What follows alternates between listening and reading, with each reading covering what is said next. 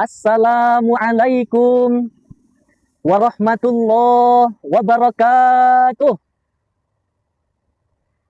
Alhamdulillahilladzi bini'matihi tatimmus shalihat wa bifadlihi tatanazzalul khairatu wal barakat wa bitaufiqihi tatahaqqaqul maqasidu wal ghayat. Amma ba'd. Para dewan hakim yang Ziko muliakan, hadirin sekalian beserta teman-teman seperjuangan, para penggiat ekonomi syariah yang Ziko banggakan. Jalan-jalan ke kota Medan, kota bertuah dengan ragam kulinernya. Sejuta salam Ziko haturkan, satu pertanyaan untuk hadirin semuanya. Burung gagak si burung camar, indah tubuhnya molek warnanya. Kalaulah boleh agaknya kita sedikit berkabar. Hadirin apa kabar? Apakah sehat semuanya? Alhamdulillah, mantul, mantap, betul. Hadirin sahabat Pesyar yang dimuliakan Allah Ta'ala, bersyukur kita kepada Allah dengan mengucapkan lafaz Alhamdulillah. Bersolawat kita kepada Rasulullah Sallallahu Alaihi Wasallam dengan mengucapkan lafaz Allahumma salli ala Sayyidina Muhammad wa ala alihi Sayyidina Muhammad. Anak pengrajin menjaga toko, toko dijaga di negeri Padang. Hadirin sahabat Da'i, kenalin, ini Fitrah Ziko, Da'i tampan dari Deli Serdang. Hadirin sahabat Da'i yang dimuliakan Allah Ta'ala, sebagai umat Nabi Muhammad Sallallahu Alaihi Wasallam, kita tidak hanya diperintahkan untuk beribadah secara ritualitas saja, tapi kita juga diperintahkan untuk menghadirkan nilai-nilai Islam dalam setiap aspek kehidupan, termasuk dalam kegiatan ekonomi. Karena apa hadirin? Karena Islam bukan hanya agama yang bersifat teoritis, tapi Islam juga agama yang bersifat praktis. Islam tidak hanya membahas hubungan hamba dengan Rabb-nya saja, tapi Islam juga membahas tentang hubungan sesama manusia dan makhluknya, baik dalam kegiatan transaksi dan kegiatan bermuamalah. Untuk itu, pada kesempatan yang penuh dengan keberkahan ini, Ziko akan menyampaikan sebuah materi dakwah dengan tajuk penerapan nilai-nilai dan prinsip ekonomi dalam kehidupan sehari-hari dengan penekanan prinsip kejujuran dan etika dalam ekonomi. Hadirin sahabat Da'i yang dimuliakan Allah Ta'ala, Profesor Dr. Mubiarto, seorang pakar ekonomi Indonesia yang kebetulan juga salah satu dosen terkemuka di Universitas Gadjah Mada, beliau mengungkapkan bahwa when economics is diverse from ethics, inequality thrives. But when it is built upon prosperity, it prosperity and linguistic welfare. Ekonomi tanpa etika hanya akan menghadirkan kebencanaan, tapi ekonomi dengan kejujuran akan melahirkan keberkahan dan kesejahteraan yang berkelanjutan.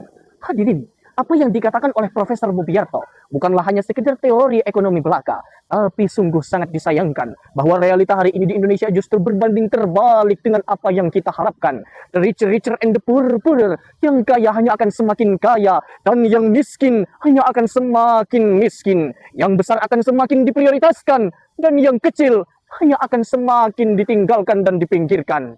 Padahal hadirin, Islam telah mengajarkan kepada kita bahwa kegiatan ekonomi tidak hanya berfokus kepada keuntungan belaka, tapi bagaimana kegiatan ekonomi tersebut dapat dihadapkan pertanggungjawabannya di hadapan Allah Subhanahu wa Ta'ala.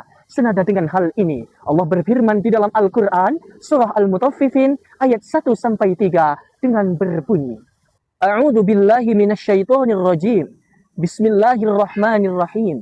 Wailul lil mutaffifin alladzina idza talu 'alan nasi yastawfun wa idza kaluhum aw wazanuhum yukhsirun. Yang artinya, celakalah bagi orang-orang yang curang dalam menakar dan menimbang, yaitu orang-orang yang apabila mereka menerima takaran dari orang lain, mereka minta dipenuhi, dan apabila mereka menakar atau menimbang untuk orang lain, mereka mengurangi. Adapun asbabun nuzul dari ayat ini adalah saat Rasulullah Shallallahu Alaihi Wasallam tiba di kota Madinah, kemudian Rasul mendapati penduduk kota Madinah adalah orang-orang yang curang dalam menakar dan menimbang, karena mereka menggunakan dua jenis standar. Yang pertama adalah timbangan yang menguntungkan saat mereka membeli, dan timbangan yang merugikan saat mereka menjual. Inilah yang menunjukkan bahwa fondasi utama dalam kegiatan ekonomi ialah kejujuran dan keberkahan dalam sistem hubungan antar sesama manusia.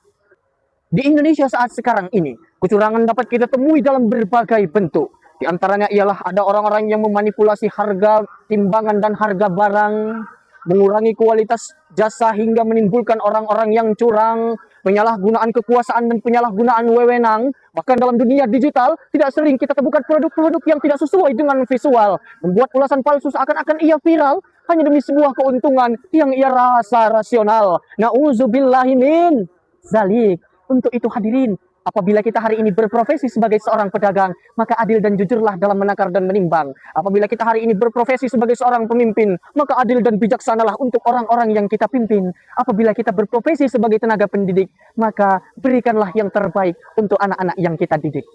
Pada akhirnya hadirin, ada 3 poin utama yang harus kita terapkan dalam nilai ekonomi kehidupan sehari-hari.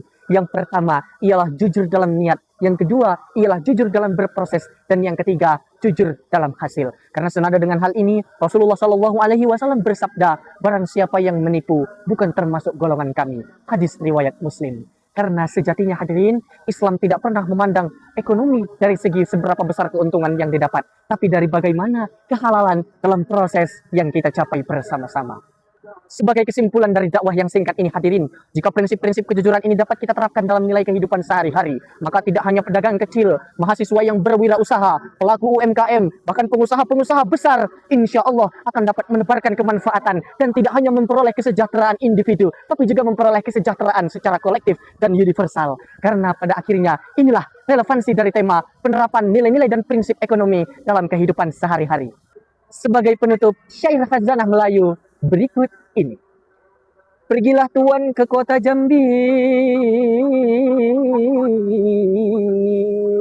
janganlah lupa membawa baju. Mari terapkan nilai dan prinsip ekonomi agar Indonesia semakin maju. Ila liqa ma'assalamah wabillahi taufiq wal hidayah wa ridha wal inayah. Wassalamualaikum warahmatullahi wabarakatuh.